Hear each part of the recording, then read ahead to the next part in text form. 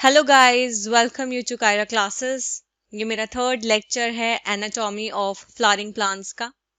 आज की वीडियो का टॉपिक है complex permanent tissue xylem and phloem. तो स्टार्ट करते हैं आज की वीडियो।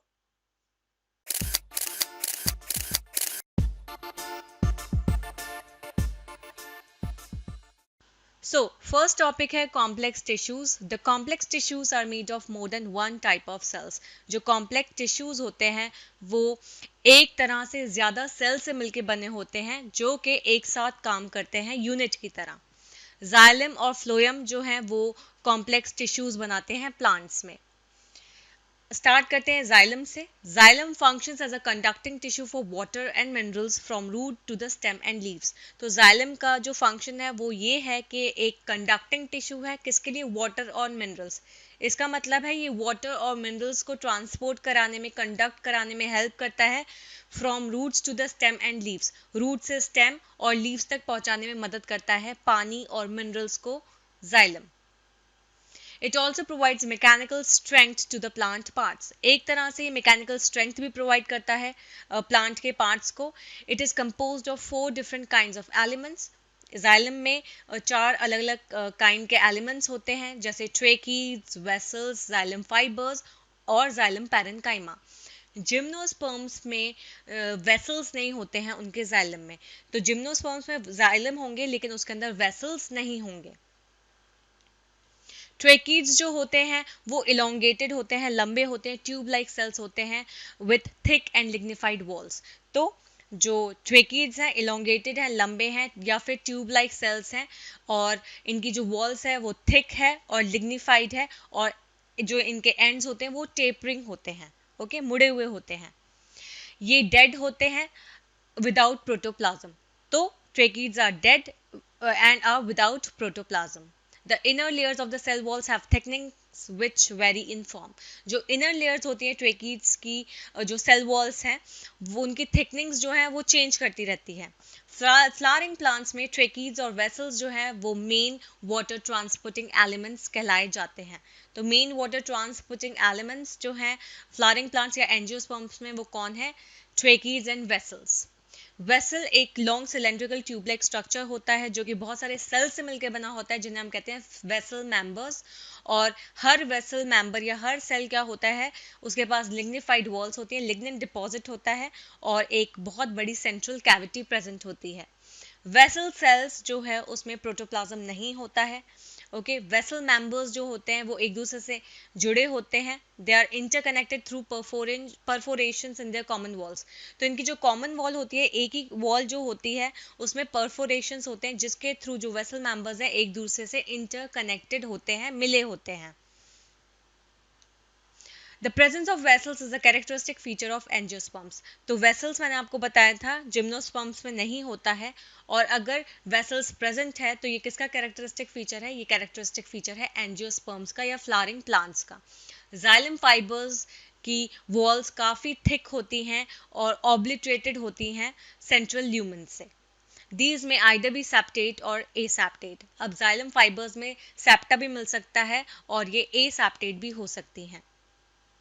जाइलम पैरेन्काइमा सेल्स जो होते हैं वो लिविंग होते हैं, इनकी वॉल पतली होती है और जो सेल वॉल्स होते हैं वो किसके बने होते हैं? सेलुलोज के। ये फूड मटेरियल्स को स्टोर करके रखते हैं किस फॉर्म में? स्टार्च या फैट। तो स्टार्च या फैट के फॉर्म में ये फूड मटेरियल्स को स्टोर करके रखते हैं या फिर टैनिन्स या फिर दूसरे सब्सटेंसेस लाइक टैनिन्स के उस पर भी ये स्टोर कर सकते हैं फूड मटेरियल्स को। The radial conduction of water takes place by the ray parenchymatous cells. तो अगर वाटर का कंडक्शन रेडियली हो रहा है या रेडियल कंडक्शन ऑफ वाटर हो रहा है तो ये किससे होता है? ये रे पैरेंकाइमेटस सेल्स के थ्रू होता है। प्राइमरी जाइलम दो टाइप के होते हैं, protoxylem and metaxylem. The first formed primary xylem elements are called protoxylem and the later formed primary xylem is called metaxylem. जो पहले बनते हैं प्राइमरी जाइलम एलिमेंट्स उन्हें हम कहते हैं प्रोटोजाइलम और जो बाद में बनते हैं प्राइमरी जाइलम उसे हम कहते हैं मेटाजाइलम। अब स्टेम में क्या होता है? प्रोटोजाइलम जो होता है वो सेंटर की तरफ होता है। ओके, सेंटर जिसे आप पिथ कह सकते हो, तो सेंटर की तरफ प्रोटोजाइलम होता है और पेरिफेरी या बाउंड्री पे होता है मेटाजाइलम।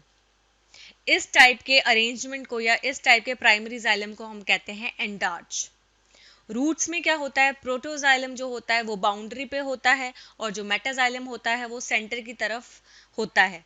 इस अरेंजमेंट को कहते हैं, प्राइमरी जाइलम के इस अरेंजमेंट को हम कहते हैं एग्जार्च। अब यहाँ पे आप जाइलम के देख सकते हो, ट्रेकीड गिवन है, ओके, ट्रेकीड शो कर रखा है, वेसल्स दे रखे, तो जाइलम वेसल्स, ट्रेकीड्स का स्ट्रक्चर यहाँ पे दिया गया है।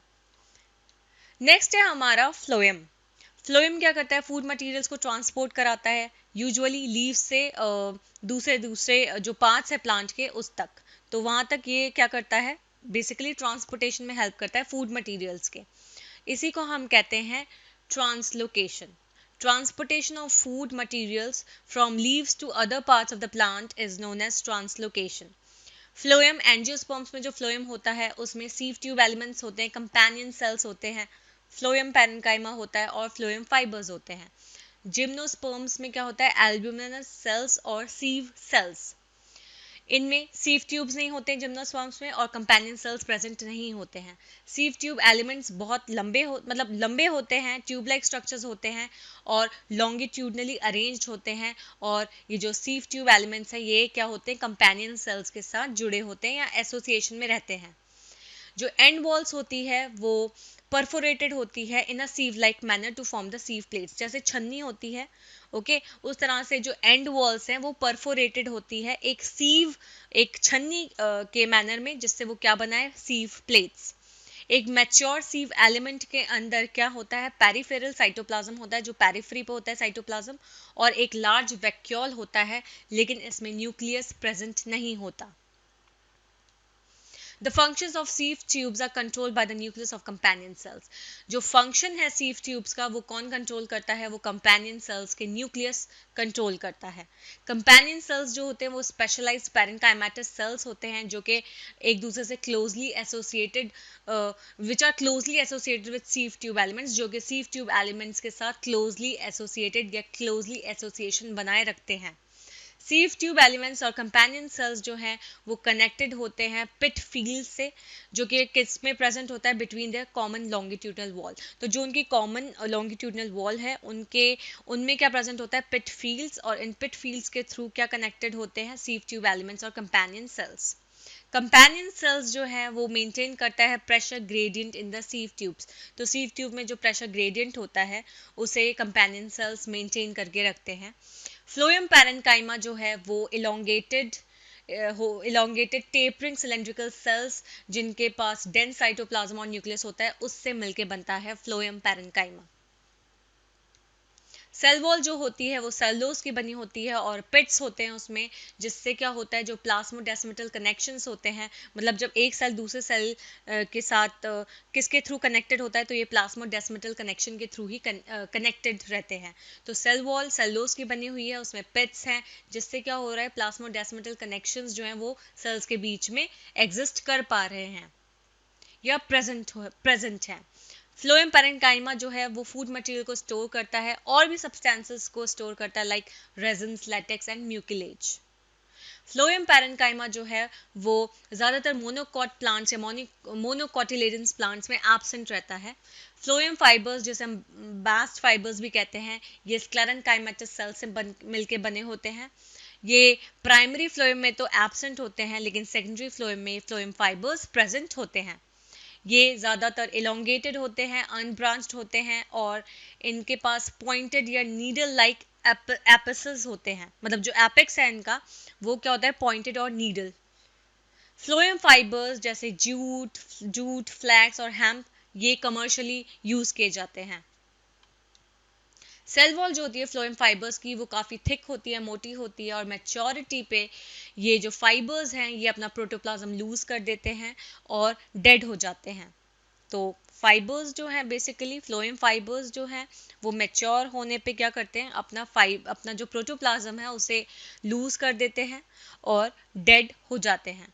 जो फर्स्ट फॉर्म प्राइमरी फ्लोएम है उसमें क्या होता है, नैरो सीव ट्यूब्स होती हैं, उसे हम कहते हैं प्रोटोफ्लोएम। तो जो पहला प्राइमरी फ्लोएम है, जो पहला बना हुआ प्राइमरी फ्लोएम है, उसमें क्या होता है, नैरो सीव ट्यूब्स होती हैं, पतली सीव ट्यूब्स होती हैं, जिसे हम कह रहे हैं प्रोटोफ्लोएम। और जो बाद में बनता है फ्लोएम, उसमें क्या होती हैं, बड़ी बड़ी सीव ट्यूब्स प्रेजेंट होती हैं, जिसे हम कहते हैं मेटाफ्लोएम।